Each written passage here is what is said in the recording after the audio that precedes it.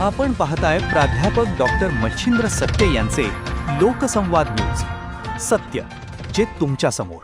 मनोज जरांगे यांनी पुन्हा एकदा उपोषणाचं हत्यार बाहेर काढलं आहे। मागण्या पूर्ण करण्यासाठी सरकारला दिलेला वेळ संपल्यामुळे आता 30 मे पासून मनोज जरांगे पुन्हा उपोषणाला बसणार आहेत। यावेळी कडक उपोषण करणार असल्याची माहिती त्यांनी दिली आहे। पाहूयात। आपण सरकारला पाहिजे त्याच्यापेक्षाही जास्त वेळ दिलेला आहे। सरकारने आपल्याला मुंबईमध्ये 1 महिन्याचा वेळ मागितला होता सगळ्या मागण्याच्या संदर्भात राहिलेल्या। आज म्हणजे उद्याच्या 29 तारखेला, उद्याच्या म्हणतोय मी, मेच्या 10 महिने पूर्ण व्हायला लागलेत। 8 महिने नाही तर 10 महिने पूर्ण व्हायला लागले। 10 महिने वेळ दिला आपण, कारण आपण 29 ऑगस्टला मुंबईत गेलो होतो। त्याच धर्तीवरती आत्तापर्यंत जवळपास 10 महिने वेळ दिला। याच्यापेक्षा किती वेळ द्यायचा मला एक गोष्ट कळत नाही आहे की जाणून बुजून गोरगरीब मराठ्यांच्याच लेकरांवरती का अन्याय केला जातो। म्हणून मी आता खूप कठोर भूमिकेवरती आलो आहे। मला ते नाविलाज आहे, त्या पद्धतीचा निर्णय घ्यावा लागतो आहे। मला कुणाला दोष द्यायची इच्छा नाही आणि द्यायचा पण नाही, कारण आपल्या लेकराला समाजाला जर मिळतच नसेल तर मग आपण आता कठोर भूमिका घेणं गरजेचं आहे। आपण जे घोषित केलं होतं, कारण मी डायरेक्ट विषयाकडेच येतो आहे। 4 घंटे बोला आणि 2 घंटे बोला, त्याच्यापेक्षा 5 मिनटाच्यात मला प्रेस संपवायचीच, कारण मी त्या सीमारेषेवर आता आलेलो आहे।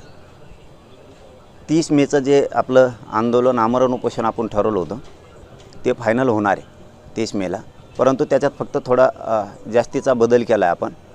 ते आमरण उपोषण आपण फॅनमध्ये, सावलीत, मंडपात बसून आपण ते काय आणखीन सुविधा करून करत होतो ना। समजा सगळे तसंच करतात, मीच नाही तर सगळे तसं करतात। मला अंतिम टोकाचं आणि कठोर आमरण उपोषण करायचं आहे। रखरखत्या उन्हात मी हे उपोषण बास टाकून करणार आहे।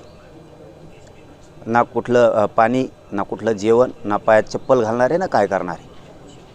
माझ्या शरीरात प्रचंड वेदना आहेत। या जीवाला मी तरसायचं तरी किती दिवस। त्यामुळं जे होईल ते होईल। उसनं घाताचा बळी गेला तरी देवेंद्र फडणवीसांमुळं गेला, सरकारमुळं गेला।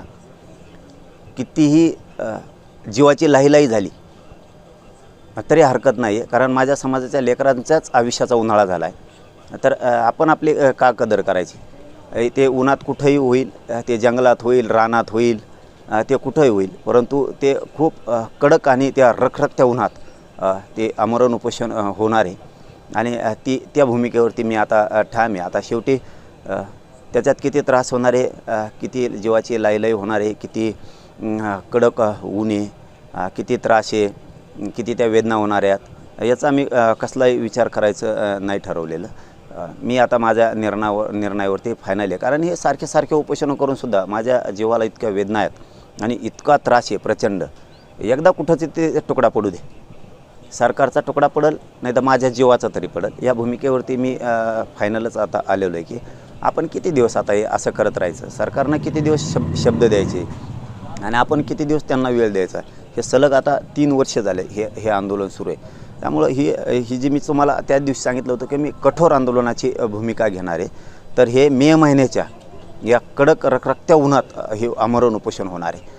ना कुठल्या पाण्याविना होणार आहे, कुठल्या जेवणाविना, ना पायात काय चप्पल राहणार आहे, ना बूट राहणार आहे, ना काय राहणार आहे। मी बास टाकून एका बाजूला बसून जाणार आहे। ते जे होईल ते होईल, त्याचा विचार मी नाही करत। जर माझ्या शरीराचा मी विचार करायला गेलो तर माझ्या समाजाच्या लेकराचा उन्हाळा करून टाकला या सरकारनं। पाहत रहा लोकसंवाद न्यूज। जय भारत, जय महाराष्ट्र।